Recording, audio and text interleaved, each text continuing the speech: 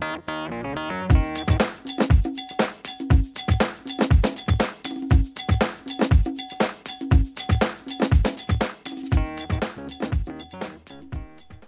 this is Keith Hubbard with True Principles. Thanks for joining me for another powerful video about True Principles. Today's principle is on why to not apologize in our family and our relationships. Now, I know that sounds a little crazy. We've heard our whole lives to go apologize to your brother, right? And I want to talk today a little bit about why we don't want to apologize and reveal some things, some dynamics about apologizing that is actually contributing to discontent and pain within your life and your family.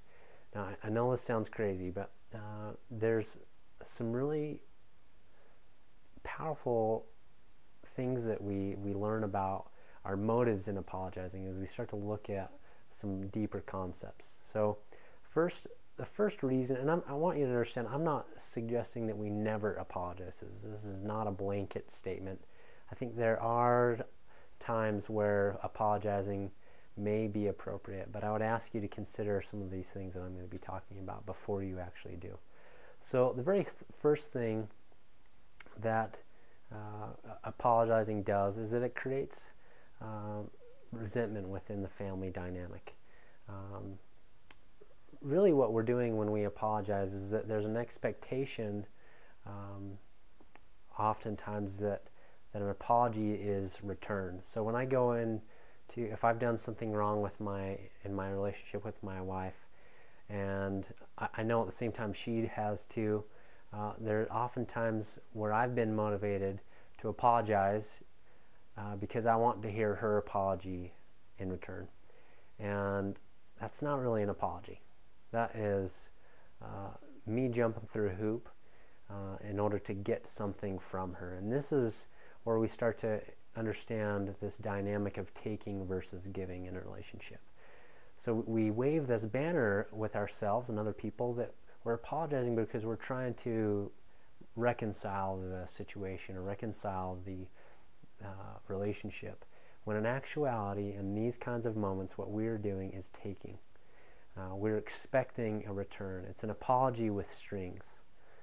And there's another way that this shows up as we look at how our apology has strings attached.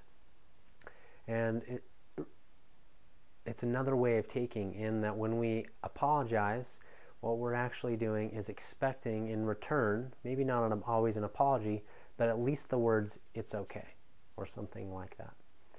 And when we do this, the damage that we inflict on the relationship is one of obligation sometimes. Maybe the person that we're apologizing to doesn't really want to, but they feel that social pressure in that moment to apologize or to accept your apology.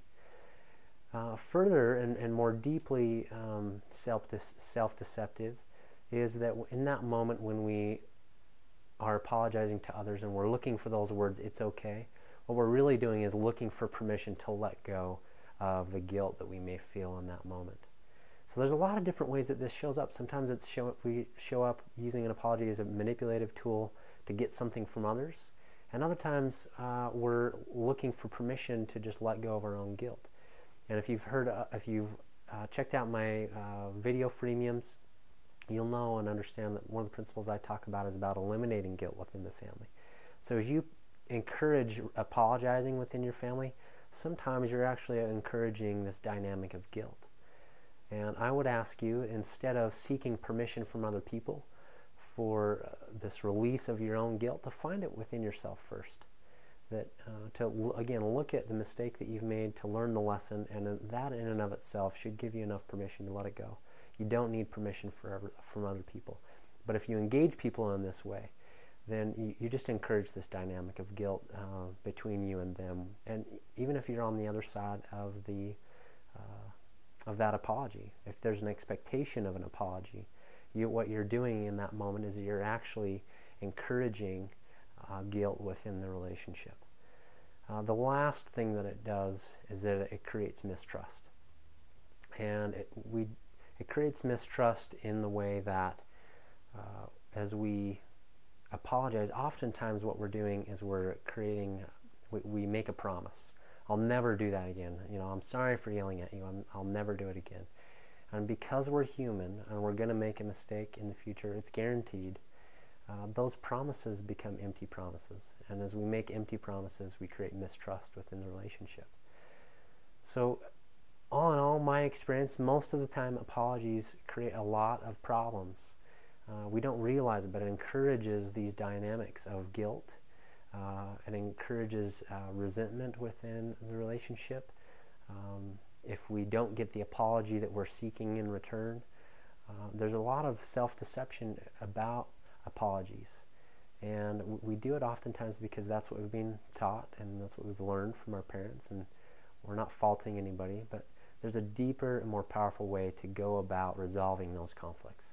If you want to know more about that, watch my video coming up next week on what we do instead of apologizing. A much more powerful way to engage in relationships and to resolve those conflicts. I hope that's created value for you. Please remember, your prosperity is always your choice. Take care. Bye.